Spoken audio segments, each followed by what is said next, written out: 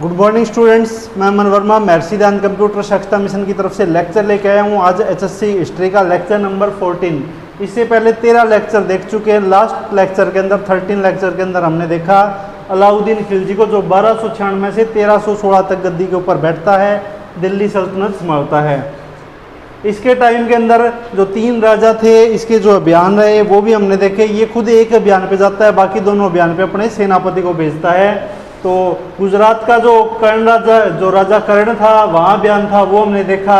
उसके बाद में 1308 के अंदर तेलंगाना के अंदर रुद्र प्रताप के साथ जो युद्ध होता है वो भी हमने पढ़ा था, समझा था कल। और उसके बाद में राजस्थान के अंदर चित्तौड़गढ़ के अंदर रावल रतन सिंह के साथ जो युद्ध हुआ या फिर जो भी कहानी थी वो सारी हमने कल वाले लेक्चर के अंदर देखी थी।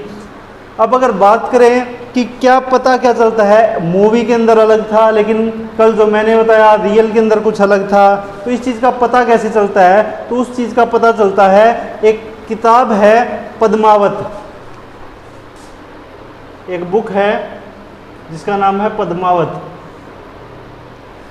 ये बुक लिखी गई थी 1540 के अंदर। घटना की अगर बात करूं तो घटना है 1303 की है, लेकिन बुक लिखी गई 1540 के अंदर। तो उस बुक से पता चलता है इस सारी कहानी का कि क्या उस टाइम में क्या हुआ था, तो यहाँ से पता चलता है। और अगर मैं बुक की बात करूं कि लिखी किसने है, ये मलिक मोहम्मद जायसी नाम का कोई व्यक्ति था, उसने लिखी थी। मलिक मोहम्मद जायसी नाम का व्यक्ति था, इसने ये बुक लिखी है। और शेरशाह सूरी के टाइम में लिखी गई ये बुक। लिखी किसके टाइम में? शेरशाह सूरी जब था, राज करता था, उसके टाइम में ये बुक लिखी गई। तो काफ़ी समय बाद ये बुक लिखी गई है, लगभग 200 साल मान के चलते हैं कि आफ्टर 200 ईयर के बाद ये बुक लिखी गई है। तो ये रहेगा सारा प्रोसेस। और अगर बुक की भी बात करूं तो ये कहा जाता है कि रानी पद्मिनी थी, काफ़ी सुंदर थी। इसका क्या पता चलता है? तो ये बुक से ही हमें पता चलता है। बुक से पता ये चलता है कि अगर बुक पढ़ने लग जाएं, बुक के कम से कम 20 पेजों के ऊपर जो रानी थी उसके बालों का जिक्र किया गया है कि उसके बाल कैसे थे। तो ये सोचो बाकी कंप्लीट बुक के अंदर क्या होगा, मतलब उसकी सुंदरता का पूरी तरह से बहुत ज़्यादा अच्छे तरीके से बखान किया गया है। कम से कम 20 पेजों के अंदर तो उसके बालों का बखान किया गया है। तो ये है कंप्लीट। उसके बाद अगर बात करें आगे, तो अलाउद्दीन की मृत्यु हो जाती है 1316 के अंदर, बीमारी के कारण मृत्यु हो जाती है इसकी। 1316 में बीमारी के कारण मृत्यु हो जाती है। तो मृत्यु के बाद इसका बेटा है अलाउद्दीन खिलजी का मुबारक शाह।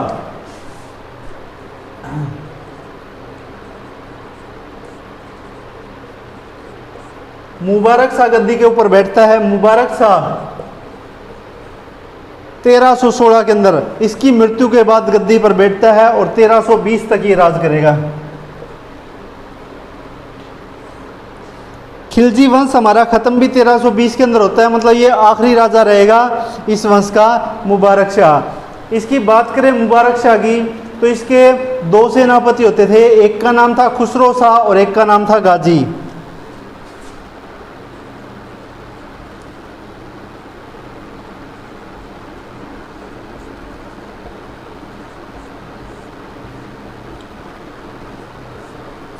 तो 2 इसके ये हैं सेनापति। इसके अलावा अगर मैं अलाउद्दीन खिलजी की बात करूं तो इसका जो सेनापति था वो मलिक काफूर था। अलाउद्दीन खिलजी की मृत्यु के बाद मलिक काफूर को मुबारक शाह मार देता है, क्योंकि ये गद्दी के ऊपर बैठना चाहता है। अलाउद्दीन खिलजी के बाद मलिक काफूर सोचता है कि अलाउद्दीन खिलजी तो मर गया, उसके बाद सबसे बड़ा ओहदा मेरा है, तो मुझे गद्दी पर बैठना चाहिए था। लेकिन इसका बेटा जो है अलाउद्दीन खिलजी का, वो मलिक काफूर को मार देता है। उसके बाद में कुछ टाइम तक सब कुछ ठीक चलता रहता है। खुसरो शाह जो है, खुसरो शाह मुबारक शाह को मार देता है। खुसरो शाह मुबारक शाह को मार देता है। दोनों ही ये चाहते हैं कि हम राजा बने। मुबारक शाह जब गद्दी पर बैठता है तो इन दोनों की इच्छा, इसके दोनों सेनापतियों की इच्छा ये होती है कि अगला राजा हम बने। खुसरो शाह चाहता था कि मैं राजा बनूं और गाजी चाहता था मैं बनूं। खुसरो शाह मौका देखकर मुबारक शाह को मार देता है। और अब नंबर आता है खुसरो शाह का गद्दी पर बैठने का, लेकिन ये गद्दी पर बैठे इससे पहले ही गाजी इसको मार देता है, खुसरो शाह को मार देता है। और अब गद्दी पर कौन बैठेगा? गाजी गद्दी के ऊपर बैठेगा और यहीं से हमारी जो अगला वंश है वो स्थापित होता है, तुगलक वंश।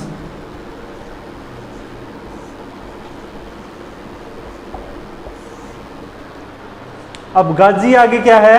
राजा बनेगा और तुगलक वंश की स्थापना करेगा। आज का लेक्चर छोटा सा ही रहेगा हमारा, क्योंकि कल वैसे भी बहुत ज़्यादा बड़ा लेक्चर हो गया था, तो छोटा सा ही लेक्चर करते हैं, ये इतना ही करते हैं। कल अलाउद्दीन खिलजी को मृत्यु वगैरह मैंने ज़्यादा नहीं बताया, सिर्फ इसकी स्टोरी बताई थी, तो आज इसकी मृत्यु भी कर दी और मुबारक शाह की भी मृत्यु कर दी, खुसरो भी मर गया और गाजी अब राजा बनेगा। गाजी को राजा कल बनाएंगे। वीडियो को लाइक शेयर और सब्सक्राइब जरूर करें। Thank you.